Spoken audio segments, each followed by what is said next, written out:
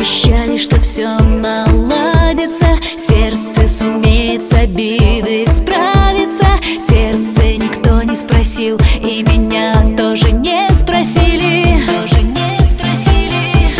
Мне обещали, что все получится, если достаточно долго мучиться. Мне даже выдали сил, но терпением